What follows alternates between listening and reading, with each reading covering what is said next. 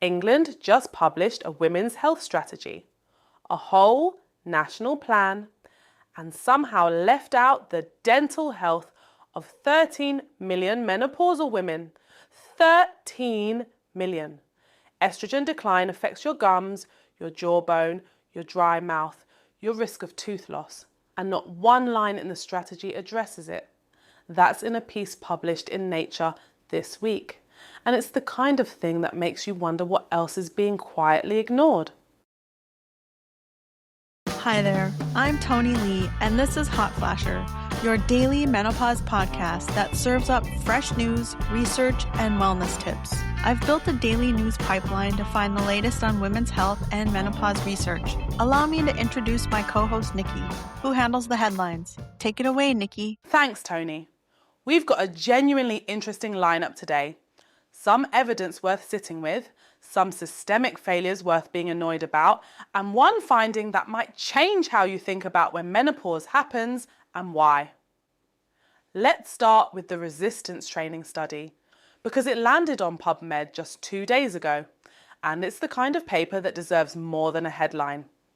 Rivera Mejia and colleagues published a systematic review and meta-analysis specifically on resistance training and cardiovascular health in postmenopausal women, published July 18th, 2026.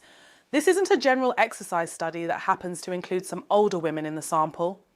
This is a meta-analysis aimed directly at this population, looking specifically at what lifting does to the cardiovascular system after menopause.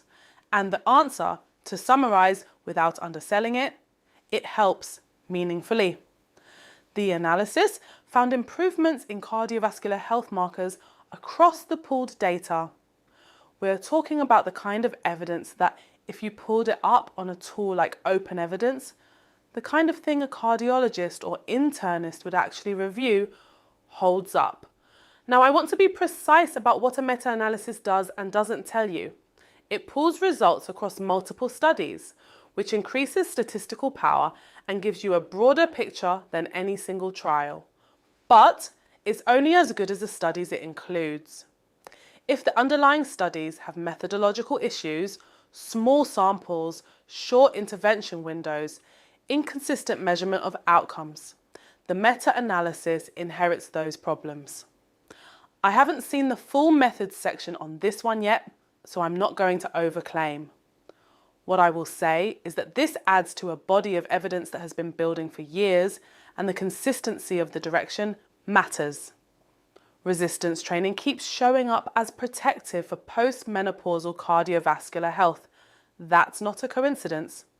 The reason this matters specifically after menopause is worth stating plainly. Estrogen has a protective effect on the cardiovascular system. It helps maintain arterial flexibility, influences lipid profiles, has anti-inflammatory properties. When estrogen declines, cardiovascular risk goes up. And it goes up faster in women than most people realise. The 10-year lag that women used to have compared to men, it narrows significantly in the postmenopausal years. So the question of what behavioural interventions can offset some of that risk is not academic. It's urgent, and the answer, increasingly, is that lifting weights is one of the better tools available. Not because it replaces HRT if that's indicated for you. It doesn't, but because it does things aerobic exercise alone doesn't do as well. It builds lean mass, which improves metabolic function. It loads the skeleton, which protects bone density. And apparently, across this meta-analysis, it does measurable things for cardiovascular markers too. If you've been treating strength training as optional, the evidence is telling you it probably shouldn't be. The second study is from the NAMS journal, Menopause, and it takes a completely different angle. This one asks a question that doesn't get asked nearly enough. Why do women go through menopause at such different ages? The answer most people give is genetics, and genetics is genuinely part of it. But this paper, a NHANES analysis covering US women from 1999 to 2018, so a large nationally representative data set, looked at social determinants of health and their relationship to reproductive lifespan. Reproductive lifespan meaning the span from first period to final period.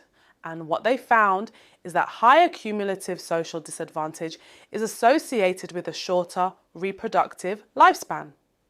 Let me unpack what cumulative social disadvantage means in this context, because it matters. The contributors they identified within the social determinants mix include food security, housing status, education level, and income to poverty ratio. These aren't abstract sociological categories. Food insecurity means not reliably having enough to eat. Housing instability means not having stable shelter. These are conditions that create chronic physiological stress, elevated cortisol, disrupted sleep, inflammatory load, nutritional deficits, and apparently those conditions accumulated over a life are associated with an earlier end to reproductive function. Earlier menopause is not a neutral event. It carries elevated risks for cardiovascular disease, osteoporosis, and cognitive decline. All because the protective window of estrogen exposure is shorter. So if you're going through menopause earlier because of circumstances largely outside your control, you're also inheriting a higher risk health profile. That's a compounding injustice, and I think it's worth naming it directly. There's a version of the menopause conversation that treats it as a biological inevitability that unfolds more or less the same way for everyone. The variation is just individual. This study is a direct challenge to that framing. Where you live, whether you can afford food, whether you have stable housing, these things are leaving biological marks on when menopause happens. That's a finding with real implications for how we think about early menopause screening, how we think about who needs more aggressive preventive care, and frankly, how we think about health policy. The limitation worth noting, NHANES is observational. It establishes association, not causation.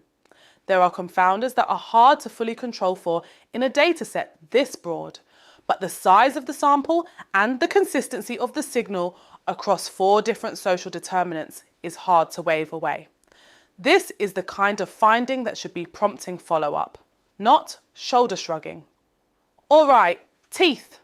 Specifically, the fact that England's Women's Health Strategy, which was designed to improve health outcomes for women across the country, apparently contains no meaningful provision for the dental health of menopausal women. A commentary published in Nature this week makes this case, and the number they use is 13 million. That's the estimated number of menopausal women in England who are essentially invisible in this strategy when it comes to oral health. This might sound like a niche complaint. It is not a niche issue. Estrogen affects your gums. Lower estrogen levels are associated with increased gum inflammation, higher susceptibility to periodontal disease, and changes in the bone that supports your teeth, because the same bone density loss that affects your spine and hips also affects your jaw. Dry mouth, which is common in menopause due to changes in salivary gland function, raises cavity risk because saliva is one of your mouth's primary defenses against bacterial overgrowth. Burning mouth syndrome, that persistent burning or tingling sensation, is disproportionately reported by perimenopausal and postmenopausal women. These are not obscure edge cases. They're documented, they're common, and they have a real impact on quality of life. The fact that a national women's health strategy didn't include any of this is a policy failure, not an oversight in the sense of something accidentally missed. An oversight in the sense that dental health for women is so routinely siloed away from general health that the people writing the strategy apparently didn't think to ask the question. Dentistry sits in a separate silo. Menopause care sits in another silo. And 13 million women sit in the gap between them. What frustrates me about this is that the connection isn't new. The research on estrogen and periodontal health has existed for years. This isn't a case where we're waiting on the science. The science is there. The policy just hasn't caught up, and in this case, didn't even try. If you're in perimenopause or postmenopause and you've noticed changes in your gums, more sensitivity, more bleeding, mouth dryness, or any of the other oral symptoms I mentioned, it's worth bringing that up explicitly with your dentist and framing it in the context of where you are hormonally. Not every dentist will make that connection on their own. That's not a dig at dentists. It's the same training gap problem that shows up in every specialty when it comes to menopause. You may need to be the one who puts it on the table.